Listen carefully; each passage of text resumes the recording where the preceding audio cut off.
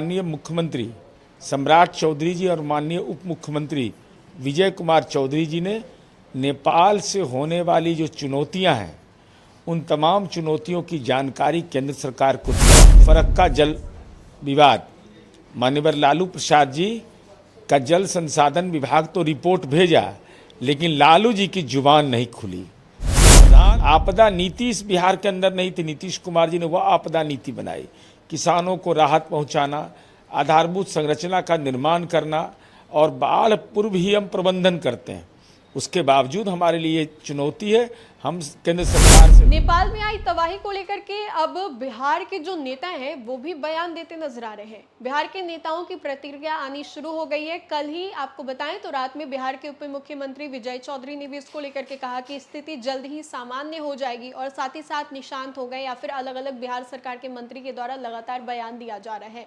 एक और जहां विपक्ष कह रही है कि प्रशासन हो या फिर सरकार को पहले से ही इन सभी चीजों के ऊपर खास ध्यान देना चाहिए था। अब जब चीजें हो रही हैं तो उन्हें डर लग रहा है और बिहार की जो जनता है, खासतौर पे अगर हम बात करें पश्चिम या पूर्वी चंपारण के लोगों के, उन लोगों को ज्यादा ये डर सता रहा है कि नेपाल से जो तस्वीरें सामने आ रही है वो बहुत ही भयावह है, कहीं वैसी स्थिति बिहार में भी ना हो जाए।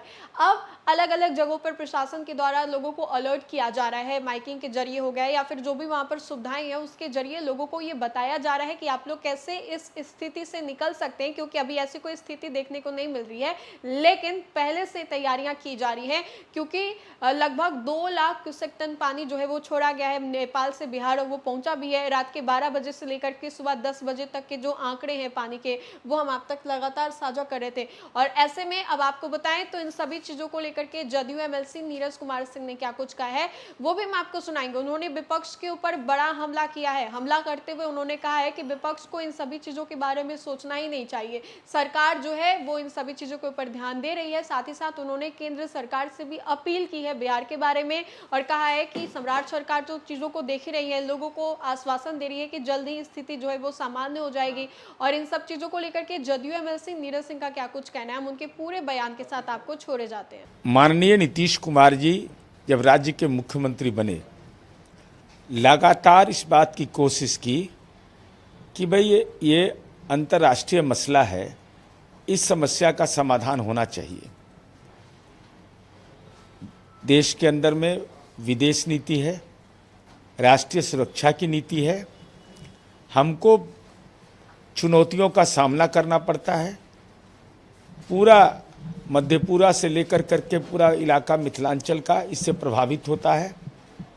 और अभी हाल में माननीय मुख्यमंत्री सम्राट चौधरी जी और माननीय उप मुख्यमंत्री विजय कुमार चौधरी जी ने नेपाल से होने वाली जो चुनौतियां हैं उन तमाम चुनौतियों की जानकारी केंद्र सरकार को दिया और केंद्र सरकार ने आश्वस्त किया है कि इसके बारे में भी स्थायी रूप से विमर्श का विषय बनेगा। फरक्का जल विवाद, माननीय लालू प्रसाद जी का जल संसाधन विभाग तो रिपोर्ट भेजा, लेकिन लालू जी की जुबान नहीं खुली।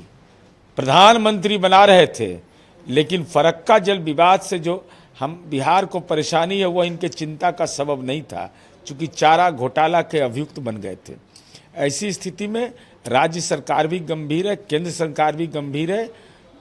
हमारे लिए पीड़ाजनक पक्ष यह केवल नहीं है कि जल प्लावित हम हो जाते हैं, बल्कि इस आधारभूत संरचना जो उस इलाके में बनता है उसका पुनर्निर्माण का हमको दायित्व होता है।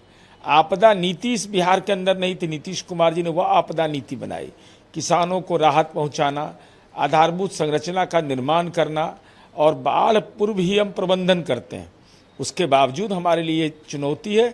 हम केंद्र सरकार से अनुरोध करेंगे कि नेपाल से होने वाली जो तबाही है और उसके गुनाहगार हम हैं नहीं, तो इसका अस्थायी समाधान निकलना चाहिए।